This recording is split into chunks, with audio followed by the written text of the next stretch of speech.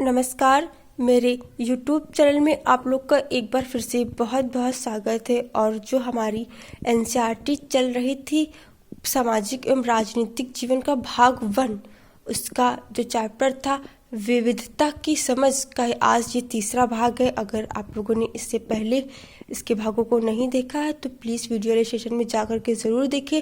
और साथ ही में मैं उन दोनों ही वीडियो का लिंक इसके डिस्क्रिप्शन बॉक्स में दे दूंगी, तो आप लोग ज़रूर देखिएगा और चैनल को सब्सक्राइब कर दीजिएगा, वीडियो को लाइक कर दीजिएगा। हाँ, और मैं जानती हूँ कि वीडियो बहुत ज़्यादा हिल रही है। वो इसलिए हिलती है क्योंकि मैं मोबाइल को हाथ में पकड़ कर ही बनाती हूँ। मेरे पास कोई साधन नहीं जिससे मैं मोबाइल को सेट करके उसको बना सकूँ। और मैं कोई टीचर नहीं हूँ, मैं सिर्फ एक दोस्त होने के नाते आप लोग के सामने स्टडी मटेरियल ले आती हूँ ताकि आप लोग की थोड़ी हेल्प हो सके। तो हम लोग बिना टाइम वेस्ट किए हुए अब वीडियो की शुरुआत करते हैं। पहले हम लोगों ने जब देखा था विविधता को समीर 1 समीर 2 के ज़रिए हम लोगों ने समझने की कोशिश की थी कि एक हिंदू समीर होता है, एक मुसलमान समीर होता है। और दूसरे वाले वीडियो में हम लोगों ने देखा था केरल और लद्दाख की विविधता को। और अब हम लोग देख रहे हैं विविधता में एकता। तो भारत की विविधता या अनेकता को उसकी ताकत का स्रोत माना गया है। जब अंग्रेजों का भारत पर राज्य था तो विभिन्न धर्म, भाषा और क्षेत्र की महिलाओं और पुरुषों ने अंग्रेजों के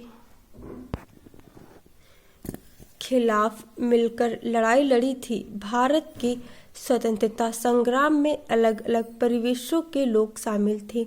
उन्होंने एकजुट होकर आंदोलन किया, इकट्ठे जेल गए और अंग्रेजों का अलग अलग तरीकों से विरोध किया। अंग्रेजों ने सोचा था कि वे भारत के लोगों में वोट डाल सकते हैं क्योंकि उनमें काफ़ी विविधताएं हैं, और इस तरह उनका राज चलता रहा।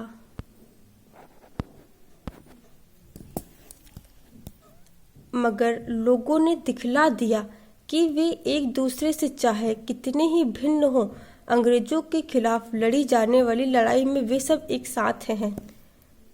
मतलब अंग्रेजों ने सोचा कि भारत में तरह तरह के लोग हैं, उनकी विभिन्न भाषाएं हैं, पहनावा, खान पान, बोली भाषा सब कुछ है, तो इन लोगों के बीच में वोट डालना आसान होगी और वो इसी के माध्यम से भारत को तोड़ देंगे। लेकिन उनकी यह सोच बिल्कुल गलत थी, क्योंकि यहाँ के लोगों का मानना है कि उनमें भला ही भिन्नता हो, लेकिन अगर कोई भारत के खिलाफ आवाज़ उठाएगा या भारत की तरफ आंख उठाकर देखेगा तो वो बर्दाश्त नहीं करेंगे और वो उसे बिल्कुल दूर कर देंगे भारत से। और यही लोगों ने दिखला दिया था कि हम सब एक हैं, यानी क्योंकि यहाँ पर विविधता में एकता है, अनेकता में एकता है। और इसी परिप्रेक्ष्य में ये कुछ पंक्तियाँ हैं। दिन खून के हमारे प्यारे न भूल जाना, खुशियों में अपनी हम पर आंसू बहा के जाना, सयाद ने हमारे चुन चुन के फूल तोड़े, वीरान इस चमन में कोई गुल खिला के जाना, दिन खून के हमारे गोली खा के सोए जलिया बाग में हम, सुनी पड़ी कब्र पर दिया जला के जाना, दिन खून के हमारे।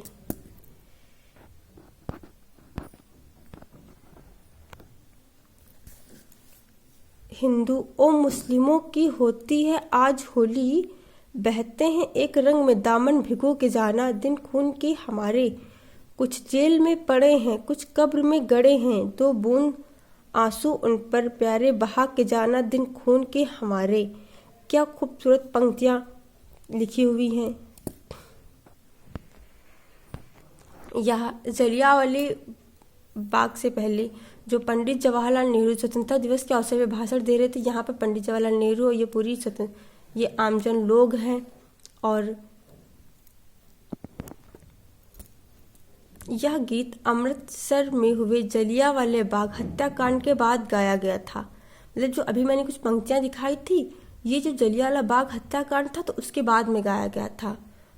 इस हत्याकांड में एक ब्रिटिश जनरल ने, जिसका नाम जनरल डायर है, ने उन शांति प्रिय निहत्थे लोगों पर खुलेआम गोलियां चलवा दी थी जो बाग में इकट्ठे होकर सभा कर रहे थे। महिला, पुरुष, हिंदू, मुसलमान और सिख, कितने सारे लोग थे जो अंग्रेजों की पक्षपातपूर्ण नीति का विरोध करने के लिए जमा हुए थे। उनमें से बहुत लोगों की जानें गईं और उससे भी ज़्यादा घायल हुए। यह गीत